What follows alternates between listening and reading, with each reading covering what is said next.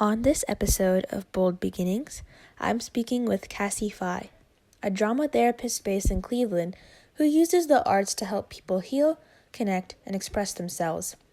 Through creative storytelling and performance, Cassey helps individuals process emotions, build confidence, and find their own voice. We'll explore how drama therapy works, why it's such a powerful form of healing, and what it means to turn art into a tool for personal transformation.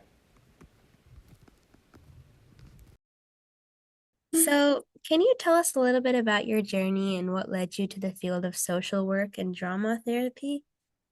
Yeah, so I grew up doing theater, taking theater classes, seeing shows as often as I could in the community. And it was something that I loved being a part of. And especially, I think going through my own, family issues and just different life issues at that time, it was a space that I needed. It was community, it was an outlet, it was a space to process. And so even though in high school and things I didn't have the language or know that there was such a thing as drama therapy, I would talk a lot about I want to use theater for people who are like going through tough times.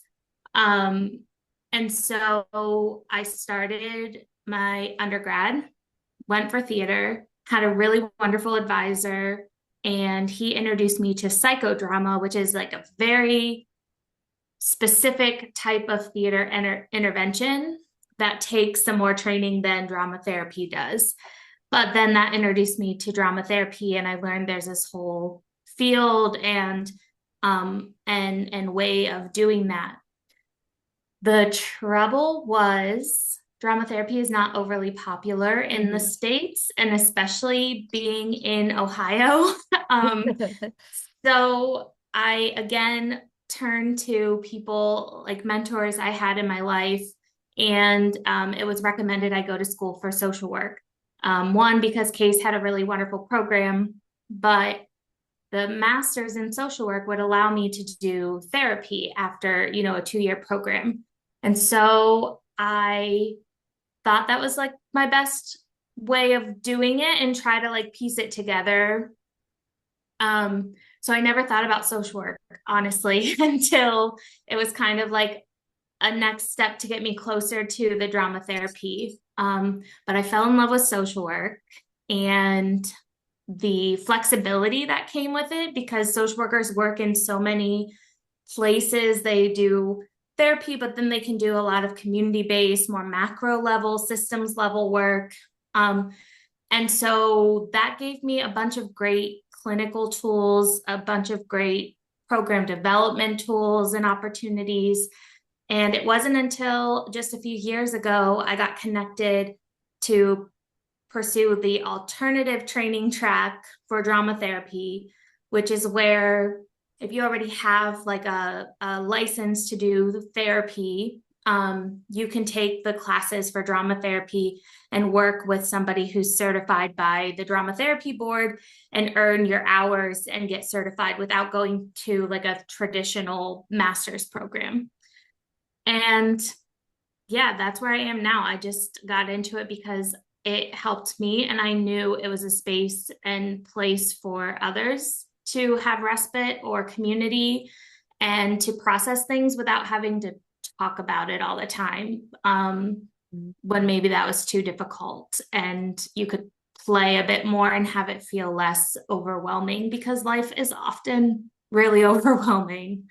So that was a lot, but that's where the journey has been. I think it's really beautiful how like drama and theater and therapy is coming together so well. I've heard about it before, but it's really, I think I'm really getting to know a lot more about it from hearing you talk about that. And it's really wonderful that you and the people surrounding you are also doing this work. So Yes. I think it's incredible. And like you said, I think it's really important that we like it's a way to like not necessarily talk, but get over like the overwhelming parts of life and things. I think it's very beautiful. So, going specifically into you're trained in drama therapy. So could you explain how like storytelling and the arts are specifically used for like tools for like healing? Maybe if you want to go. Yeah, absolutely. So, um, mm, where to start? So, one of the things that we know to be really, really powerful when we utilize the arts, specifically as an intervention when we're talking about mental health or trauma, um, is often traumatic or really difficult situations that we need to process through can just overwhelm us so much where we can't talk about it or we're not ready to talk about it or we don't know how to even put words to it, Mm-hmm. and that feels very vulnerable. So I never talk about drama therapy in a way that's like, well, this type of therapy is better than Mm, traditional talk therapy because people need to find what works for them. And yeah. honestly, they work really well in partnership. But often people might have the experience of going to see a therapist and they're sitting across from a therapist and they're talking about something really vulnerable and it Mm-hmm. feels so intimidating and so heavy in drama therapy, for example, when I work with like Summit County drug court clients, and they're used to going to groups talking about substance use and recovery. Wow. Yeah. And in drama therapy, instead of sitting around and saying, what are you learning from recovery today? Or what's difficult in the recovery process for you today? We instead turn recovery into a character. And we're going to use improv and storytelling to hear if recovery had something to say today, what would recovery say? How would Mm, recovery sit in this chair? How would recovery walk around this room? And it's not the way that we traditionally explore things, but what does happen is it provides people with emotional distance mm, because it doesn't you're not sharing your personal like this is how I feel today or this is what happened to me 10 years ago. We're focused on this character, and so we can play a lot more, we can add things, and even when we talk about it as a group, we're not saying, well, Cassey shared this earlier because she's really going through this. We're saying, well, the character of recovery seems to be really having a hard time with this today. So that provides more emotional distance and safety to explore a topic that may feel too overwhelming. Um, mm, and stories are or that embodiment process of like creating a character or using scripts and stories. We know our experiences and trauma don't just exist in our head. They're not just words that we process through and then it's like done and healed. We carry trauma in those experiences in our bodies. We carry the emotions physically in our bodies, and we often don't have outlets to get that out. So when we have grief or when we have anger, and we don't have a space where we're actively like releasing that, if I mm-hmm. can step into a character and physically get out a lot of this anger in a safe, emotionally distanced way, it's really powerful in that healing process to Mm. physically embody it as well as talk about it and reflect about it. And I think that's really important. Yes, since you touched about trauma and like trauma informed care, could you go a little bit more into details about it? Like what is trauma informed care? Why do you think it's like essential in like schools, health programs, and like community work?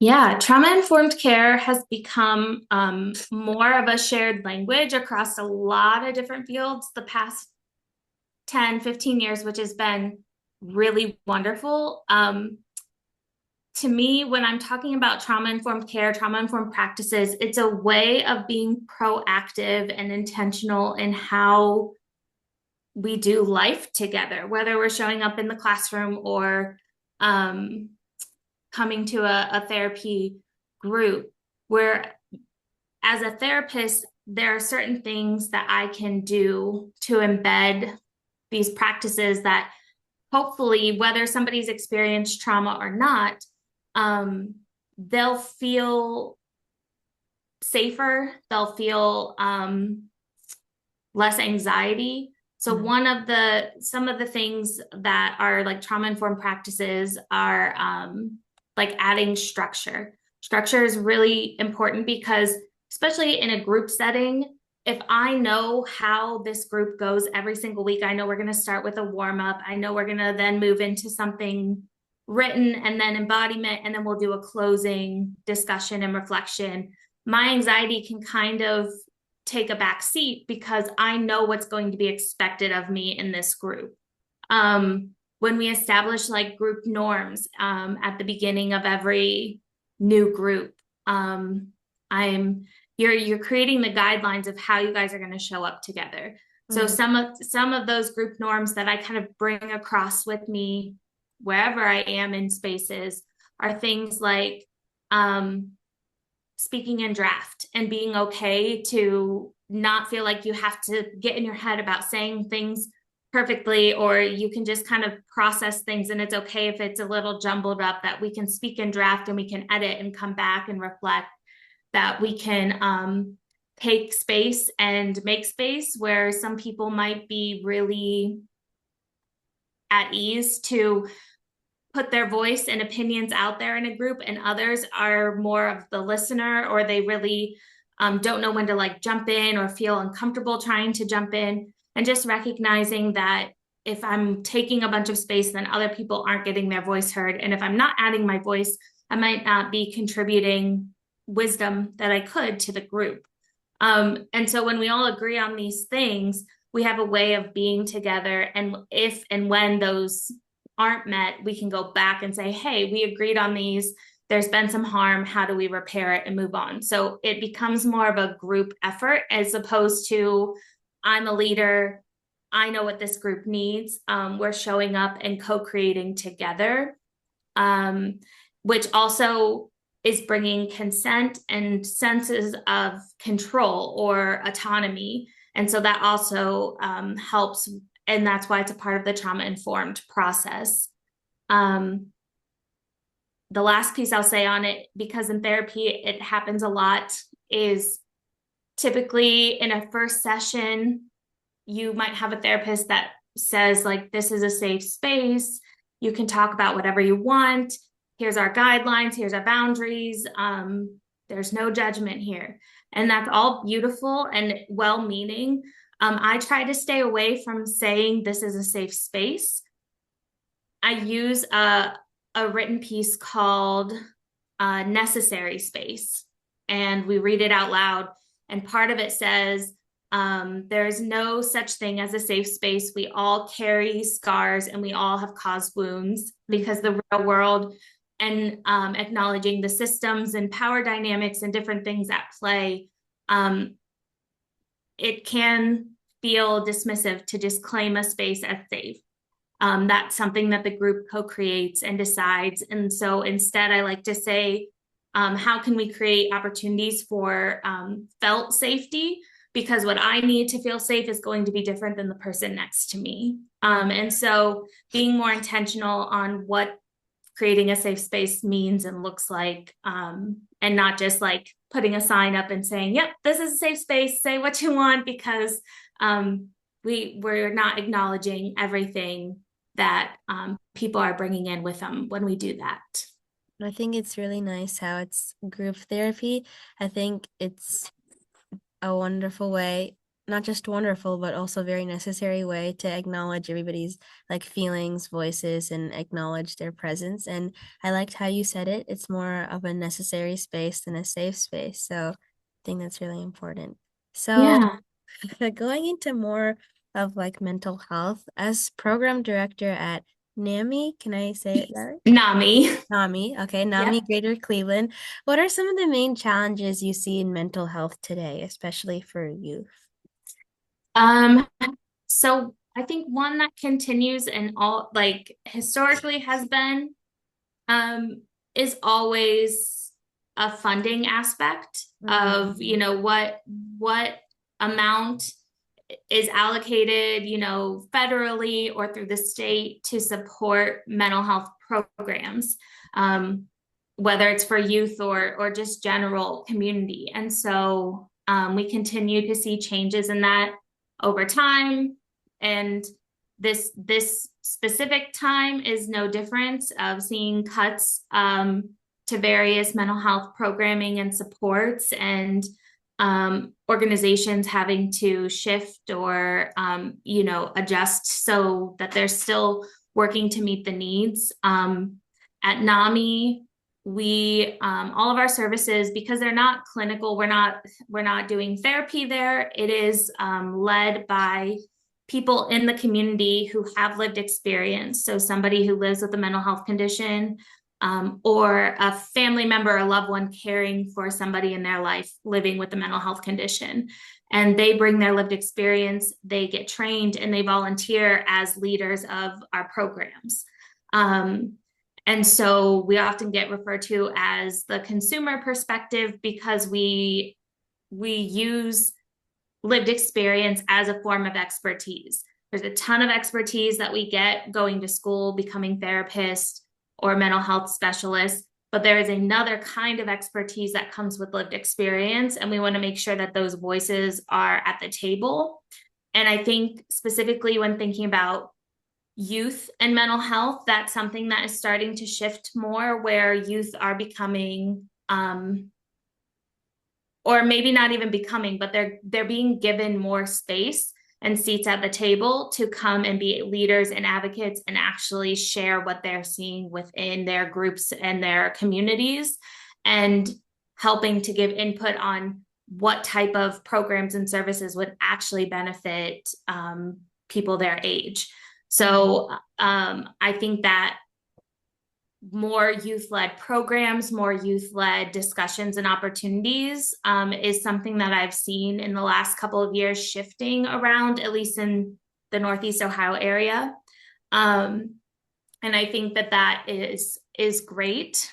And I would say stigma continues to be a barrier, whether it's with youth or adults, and just understanding the language or ways that we or stories in the media or different things talk about mental health, and just still working to get out of any narratives that may not be true about people with mental health and who mental health impacts or what mental health looks like, because it's a lot more common than we still like to think. So I think the next couple of questions perfectly fit into what you're talking about. So what do you think are some myths or misunderstandings about mental health that you wish more people, especially students, understood better? And I think I'll add this on. What simple actions do you think youth can take to reduce stigma around mental illness in their schools, neighborhoods, communities? Yeah. So some common myths. One is that people with mental health are dangerous or violent. It's a very common myth. And we can look at, there's plenty of data out there that disproves that entirely. Actually, what we know is people who have who live with mental health are actually more likely to become victims of crime or violence as opposed to perpetrating it. And so that's definitely a big myth. Another one is there's a lot of people who still believe that somebody with mental health can just like snap out of it, or that they're doing it for attention. Or, well, if they would just take walks and drink their water and get good sleep, that all of it would go away. We don't treat mental health very well as we do other medical conditions, and mental health is a medical condition. It's a part of our bodies. It impacts our physical health. The physical health impacts our mental health. It's all connected. And so understanding that people who have a mental health condition can take steps like getting good sleep, like being in community and having supportive relationships and hobbies, and those things can help lessen symptoms and help like the intensity of symptoms, but it doesn't automatically erase this medical diagnosis of anxiety or depression that exists.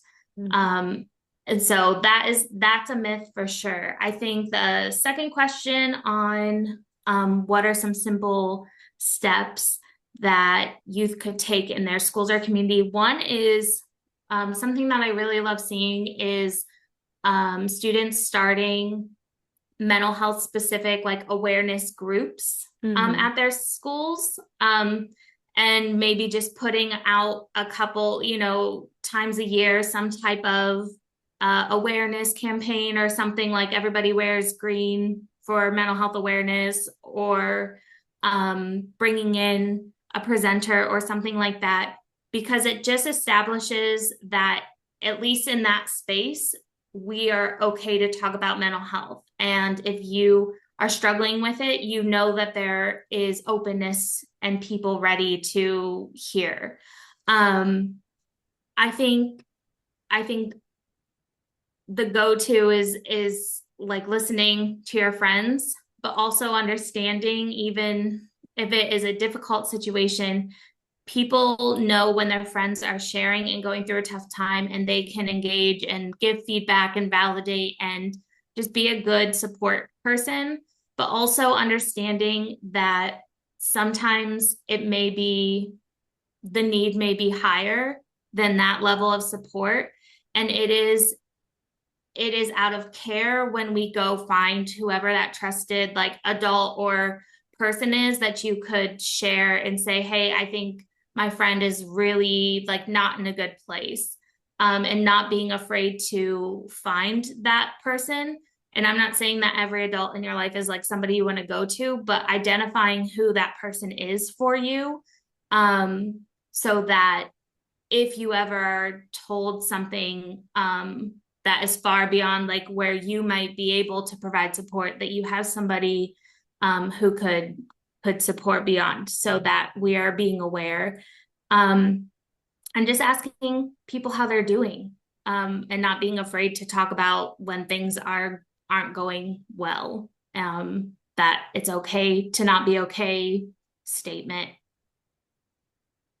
Okay. Yeah. Thank you for sharing these important steps or actions that we could take. I've definitely seen in like my high school or in my community that some people are starting to do mental health awareness groups or like clubs in like various Yeah. towns. Yeah, I think it's becoming more like, not, I wouldn't say popular, but more aware, I guess, in our Yeah. community. And I think it should still keep going. And you're definitely helping us do that. So, and then, if possible, could you share a moment when like art or storytelling or drama therapy made a visible difference in someone's healing process or self-expression? Yeah, let me think for a moment. Sure.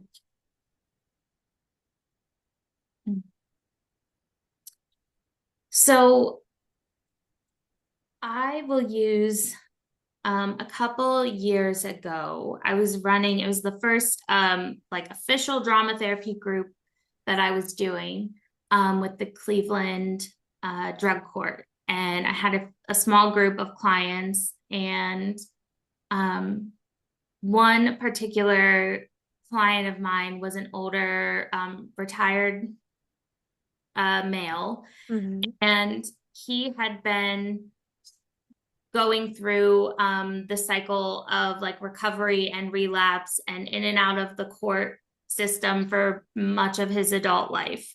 He had been in like therapy and AA groups and lots of other types of um, supportive groups and programs.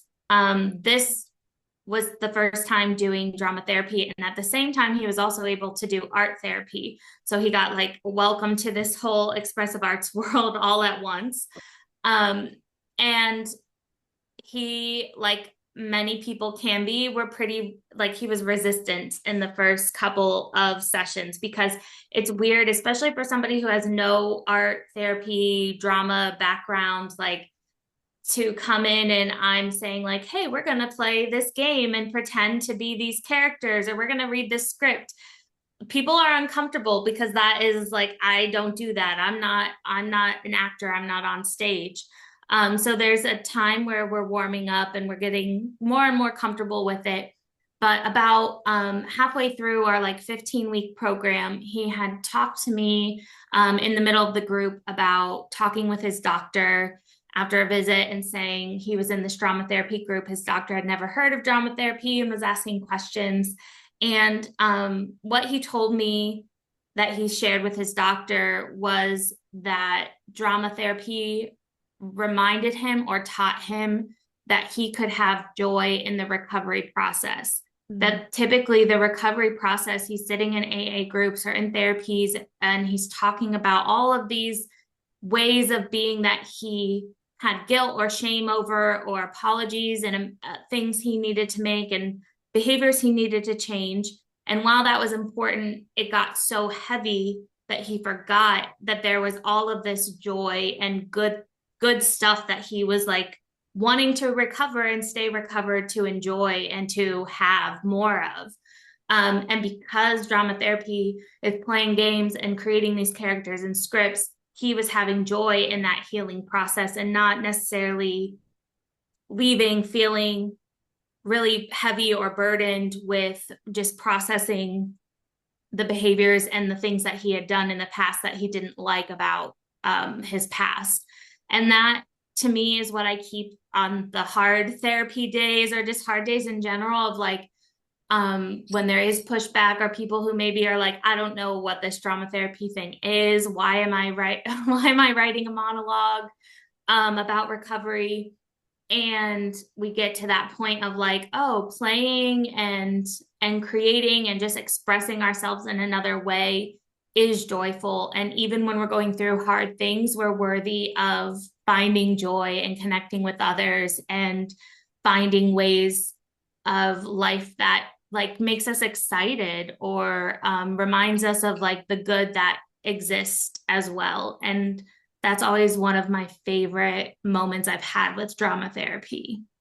I think that's so beautiful how it was very well put, how you mentioned how there should be joy in the recovery process. I think that's something we usually look over.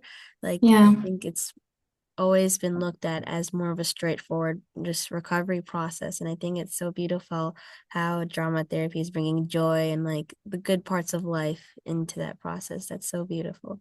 Wow. Yeah. Thanks. Yeah.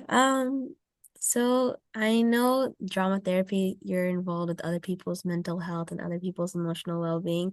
So how do you take care of your own mental and emotional well-being while supporting others? And what inspires you to keep doing this work even on tough days? I think it goes Yeah. well into what you just said, but yeah. Yeah, absolutely. I so like I said, at NAMI wear like consumer perspective. So I wear my clinician role, but there's oftentimes, depending on what programs we're doing, I also am a person who lives with mental health. I've lived with depression and I'm neurodivergent as well. And so I've shared my story of living with depression, of struggling with suicide in the past. And there was a lot of stigma even internally around like, how can I be a mental health professional and also struggle with my own mental health? Like, who will take me seriously, or how can I help people if I'm struggling myself, which is just a bunch of lies, because we're human and have mental health, whether we're therapists or not. And so I appreciate that part of myself, that lived experience in this work, because it gives me a lot of empathy for people, even when it might be a tough day, or I'm dealing with some tough behaviors and responses and things, that I never put it on people as like a personal deficit. I understand that there are symptoms and struggles happening outside of people's control often, or they're just so overwhelmed, because I've been there and I know what that feels like. And people aren't their worst days. So I am always motivated because of that part of my own life. But I do theater when I can. I still do shows whenever I have time to dig into rehearsals for a month or so. I paint, I run, and I just have a solid small but mighty support group of my friends. My husband's a social worker. My best friend is a social worker and therapist, and that is also helpful because we get each other on those levels too. But Mhm. I've been able to find, very supportive people who show up for me, and just continue to. I think I get excited to do these type of groups and see what people create as they're healing. And that always inspires me because we can be in like really dark, low places and create really beautiful things. And I appreciate being reminded that that's possible every time I have a session. Wow, thank you for everything that you do. And yeah, I think it's important that we surround ourselves with the right people. And yeah, thank you. Thank you so much for what you do. Just last Yeah. question. If you could tell your younger self one thing about mental health and the healing process, what do you think it would be? Oh, okay. My younger self about mental health and the healing process. Um, hmm. This is probably a little cliche. So there's like the common Go for saying it. that healing isn't linear, that it kind of happens all over the place. And I probably would roll my eyes if I was my younger self hearing that, but understanding that I think even there were things where I feel like I've healed something or I've worked through mental health and I got to a really kind of stable, healthy place. And then life keeps going on, new things happen, or I'm at a different stage in my life. And then I have to readjust some things again. Things that I thought I was healed from. Now I have this new, I'm, in my 30s, and now I'm looking at the world different, or I have different experiences. And so it is always going back and like refining and meeting new versions of myself. And it doesn't mean that the work I've done hasn't been helpful or I'm doing something wrong or there's something wrong with me. But it's impossible as we continue to change over time and have new life experiences to not be impacted by the things that we've gone through or see something from a different perspective. And so I think just trusting that you have time, you can go back and edit, you can keep molding and reshaping, and it doesn't have to be find the answer. This answer doesn't work. There's no hope. It's just that things are changing and you can continue to evolve and change with it. I think that's really nice. How well you put that. I think that kind of goes along with the cliche, never give up, right? Yes, right. It's like they're all good things. They're cliches for a reason, but Yes, because they're real, right? Yeah. Yeah, I think that was the last question. Thank you so, so much. I think I took away a lot from what you shared today. You have a really good way with words. You're very eloquent. So thank thank you so much. yeah, thank you so much for doing